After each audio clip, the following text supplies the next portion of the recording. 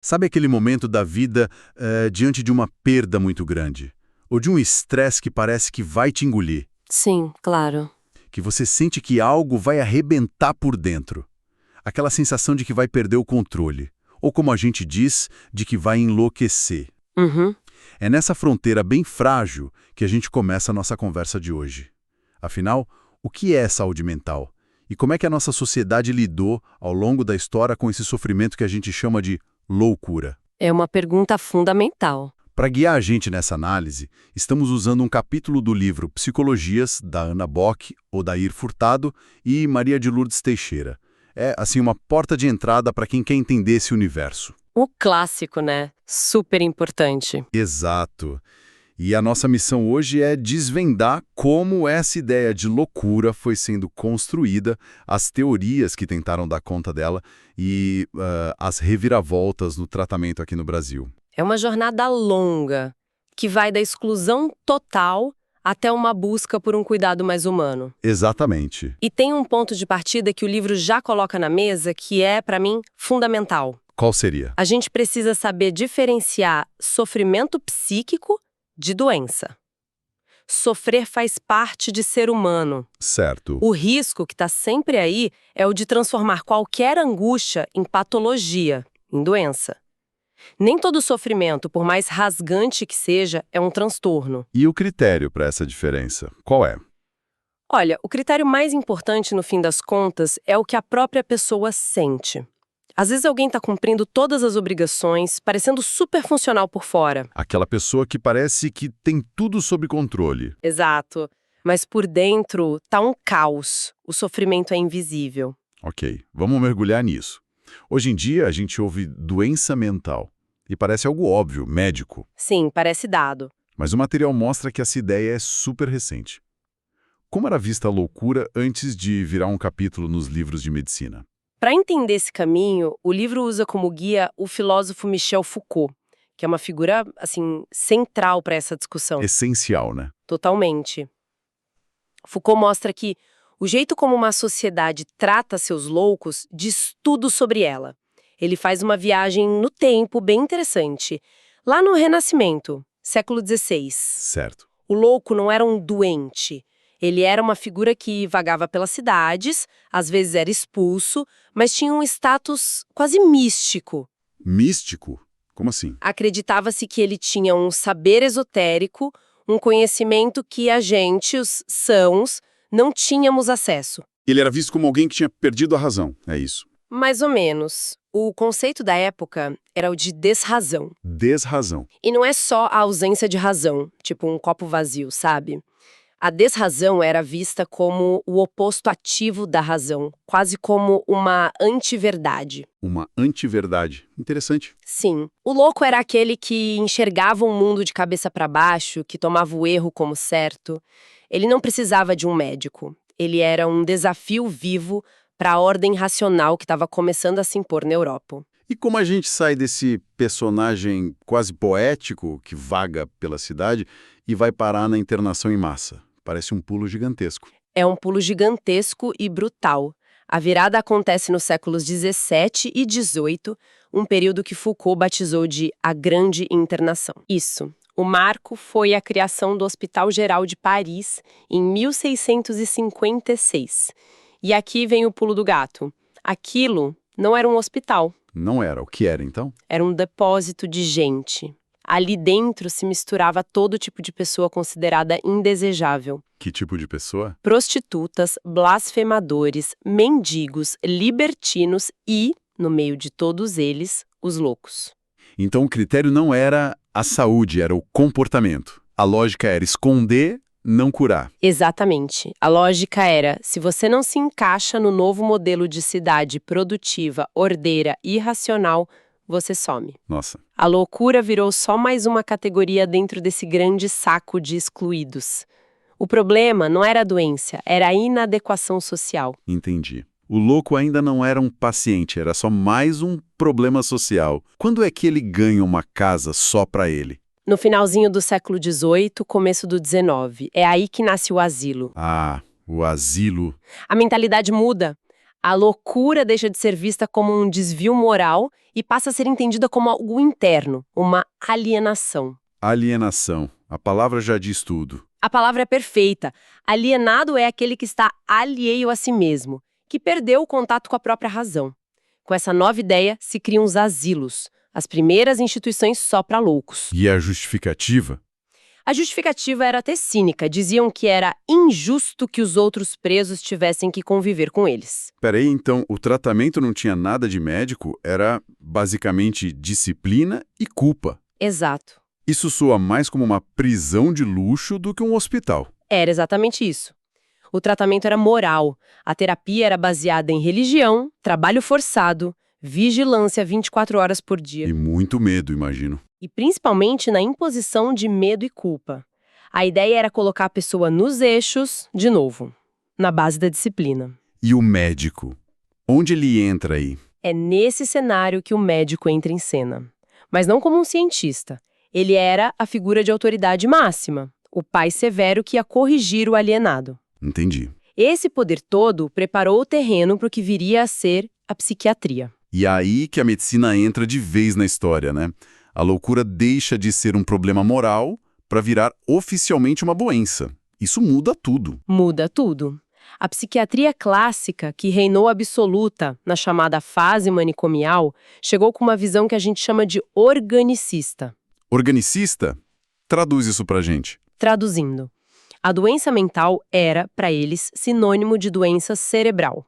A causa era sempre uma lesão, um defeito na máquina do cérebro. Ah, o problema era biológico. Exato. A origem era endógena, vinha de dentro do organismo. Era biológica e ponto final. E na prática, como isso funcionava? O foco virou classificar. O trabalho dos psiquiatras era descrever minuciosamente cada sintoma para encaixar as pessoas em caixinhas, em quadros patológicos como a esquizofrenia. E o tratamento? Bom, se o problema era no corpo, o tratamento também tinha que ser.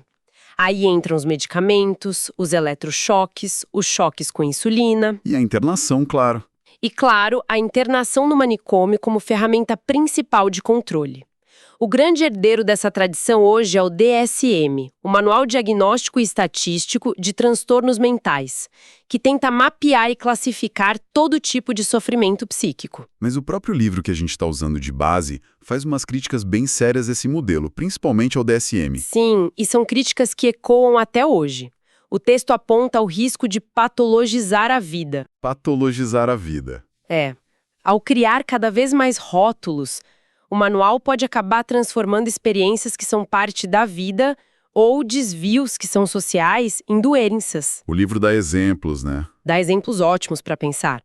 O transtorno de oposição desafiante, por exemplo, que poderia ser usado para diagnosticar um adolescente que participa de um protesto na escola. Entendi. Ou seja, um comportamento de contestação vira sintoma. Exato.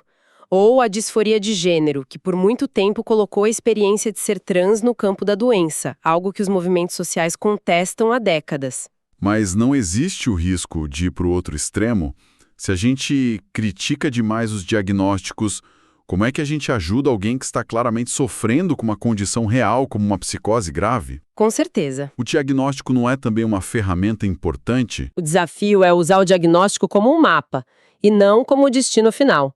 E, felizmente, a visão biológica não é a única que existe. Certo. A psiquiatria olha para o hardware, para o cérebro. Que outras abordagens o livro apresenta? A psicanálise, de Freud, vira o jogo de ponta cabeça. Para Freud, a diferença entre o normal e o anormal não é de tipo, mas de grau. De grau? Como assim? Todos nós teríamos as mesmas estruturas, todos seríamos um pouco neuróticos, um pouco psicóticos. O que muda é como a gente lida com isso. Entendi. A neurose, por exemplo, seria a ponta do iceberg de um conflito que está lá no fundo, um conflito que, para a psicanálise, quase sempre tem a ver com a nossa história de infância, com nossas primeiras relações. E como isso aparece no dia a dia? O que seria um sintoma neurótico, por exemplo? A psicanálise traz exemplos que a gente quase reconhece. Pega a neurose obsessiva. Não é só ter uma mania de organização. Não. É aquela angústia que te força a checar o fogão 10 vezes antes de sair, como se um pensamento mágico estivesse no controle e não você. Certo. Ou a histeria, em que um conflito emocional que você não consegue expressar em palavras converte e aparece no corpo. Uma dor sem causa física, por exemplo. Exato. Uma paralisia sem causa neurológica, uma crise de choro que parece vir do nada. O ponto central é que o sintoma tem um sentido. Ele está contando uma história sobre a pessoa, não é só um defeito no cérebro. Ok. Então temos a psiquiatria olhando o cérebro, a psicanálise olhando a história de vida, e o livro fala de uma terceira via, a abordagem psicológica. Como ela se encaixa? Essa abordagem tenta olhar para a estrutura da experiência da pessoa, para a organização do seu mundo interno. Mundo interno. Pensa na sua mente como um escritório. Na neurose, uma das salas está bem bagunçada, atrapalha o trabalho, mas o resto do escritório funciona. Você ainda consegue tocar a vida. Ok. Na psicose, é como se um furacão tivesse passado pelo prédio inteiro. A estrutura toda fica comprometida, a percepção da realidade, a noção de quem você é, tudo fica abalado. Uma desorganização total. Isso. É uma visão que não foca nem só no cérebro, nem só no passado, mas em como a subjetividade da pessoa está organizada no presente. Nossa, com tantas visões diferentes, fica a pergunta: então não existe um normal de verdade? Parece que a gente está pisando num terreno muito instável. E é exatamente essa a grande provocação. O fascinante aqui é perceber que normal e patológico não são verdades escritas na pedra. São invenções nossas. São conceitos que a gente inventa, são construções sociais e históricas. O que é normal numa cultura é aberração em outra. O livro dá exemplos disso, né? Dá exemplos claros.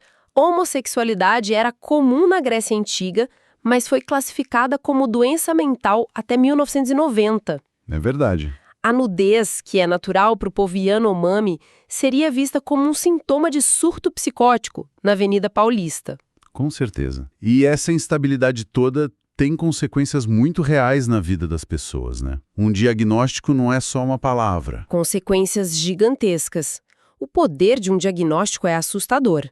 Um rótulo pode te fazer perder o emprego, a guarda dos filhos, pode te trancar num hospital contra a sua vontade. Sua identidade vira doença. Exato.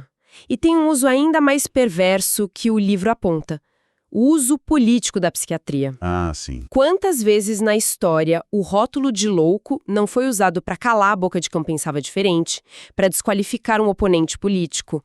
É uma arma poderosa. Diante de todo esse quadro, de um modelo manicomial violento e de tantas críticas, qual foi a resposta? Como o Brasil reagiu a isso tudo? A resposta foi um movimento lindo e potente: a reforma psiquiátrica brasileira. Certo. Ela nasceu justamente da denúncia das condições desumanas dos manicômios e da contestação dessa ideia de que a loucura é um problema que está só dentro da cabeça da pessoa. E qual é a grande sacada desse movimento?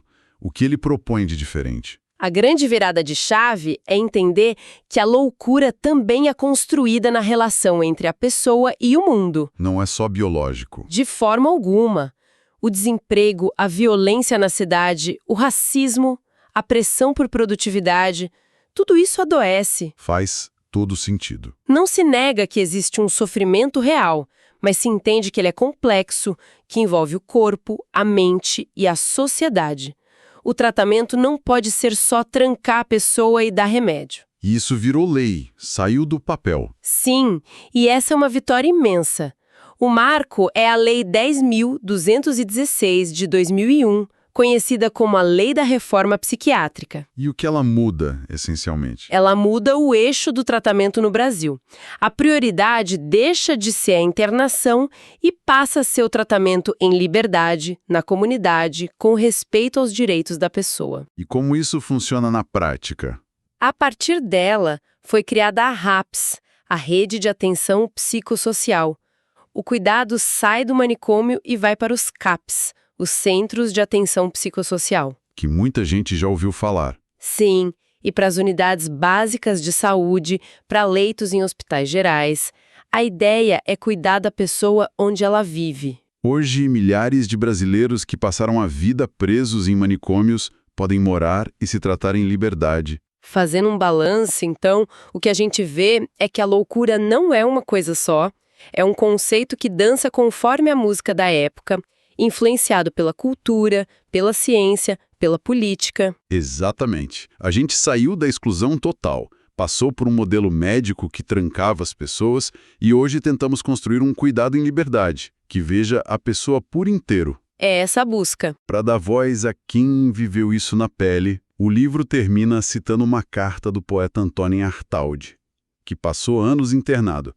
Ele escreveu aos diretores dos asilos uma frase que arrepia. Qual é? Não podemos admitir que se impeça ao livre desenvolvimento de um delírio, tão legítimo e lógico como qualquer outra série de ideias e atos humanos. É uma frase muito forte e isso levanta uma questão importante para a gente levar para casa.